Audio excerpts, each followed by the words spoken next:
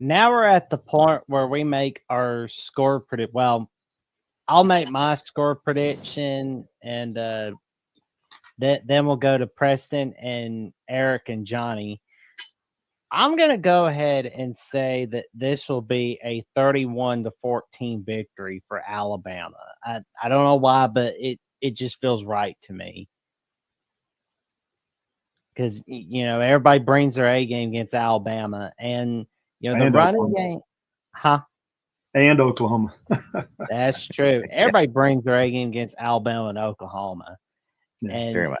there's the SEC title appearance. Like we don't know if we'll make the title game or not, but anything can happen. But if we go 10-2, we make it to the playoffs, of course.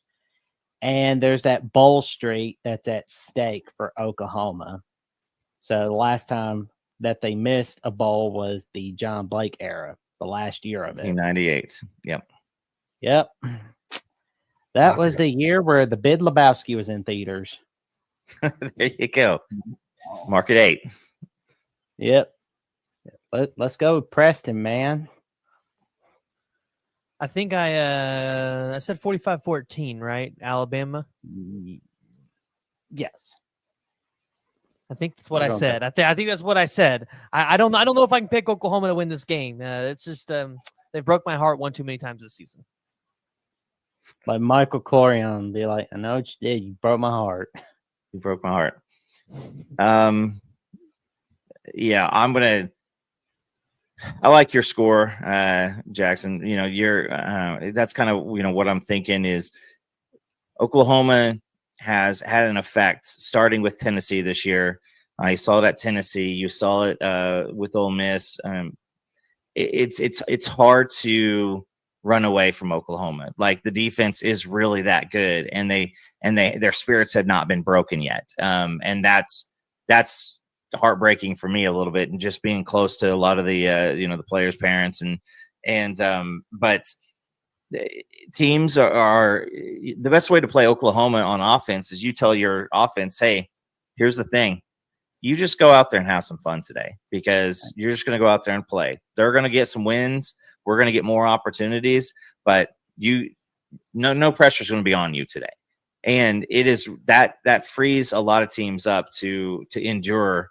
But as long as Alabama doesn't turn the ball over, and I would say Alabama would have to turn the ball over on offense 4 times to lose this game. Not 3, not 2, not 1. Like it'd have to be like 4 times to lose this game. Because we also can't score off of turnovers either. So typically we just give you the ball back. But I got to go with score wise, and it's not super sexy, but I think it's I had 31-17 Alabama. I think that Oklahoma with the bye week to pay attention, really get some scripted plays down. I don't know who's going to be available injury wise. We got 2 receivers back against Missouri, and then one of them got hurt again. And the other one has played multiple games, and so I don't know if he has the flu or needs to maybe start thinking about next year. But it's just gonna be a game where you're wondering why we can't continue to just do whatever we want. And but again, Oklahoma's defense hasn't seen anything like Jalen Milroe. I kind of looked at it, kind of what we've all been talking about. I'm looking at third down percentages, and Oklahoma's defense is about, it's 35%. So you got, I don't know, which is very good, very good. I mean, if you can keep a team at third down conversion 45 or below, that's pretty good. And so so defensively, that's a good statistic, good place to be, getting teams off the field on third down.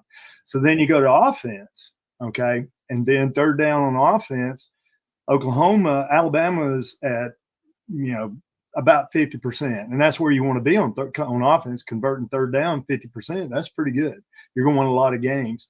But then Oklahoma's offense is at 34% on third down, which means they don't have not a good betting chance to convert a third down opportunity. So what I'm looking at, you compare those right there, I think that's going to be indicator in the game. So I don't think Alabama's going to score a lot. So I'm going to look around 35, and I don't think Oklahoma – so I'm looking at Alabama 35. I don't think Oklahoma, based on their third down conversion, will score a lot. So I'm going to put it around 35-7. Yeah, and Johnny, I'll tell you this. It started game one against Temple, who has already fired their coach. I think Oklahoma, PG, correct me if I'm wrong. We were at that game together. Oklahoma had their first down or third down conversion was a all dump the bench score at the end of the game. We scored I think third and goal. Preston says that his computer just crashed, so he's gone. But we went 1 for 12 that day, and we've had about that. That's hard to come back from 1 for 12. I mean, it takes a long season to become respectable. But guys, I just say there's so many issues on this Oklahoma team from the offensive side of the ball that I wish I could tell you that, if we got great quarterback play, this would be a competitive game. If we got great offensive line play, this would be a competitive game. If the guy coaching knows that he's not going to be here in 2 weeks as a coach at Oklahoma, if he could forget about that, it's going to be a competitive game. If we got help from the wide receivers, guys, again, like I mentioned, I went through and did kind of a stat dump at the beginning of the season, looking at all the production returning on offense.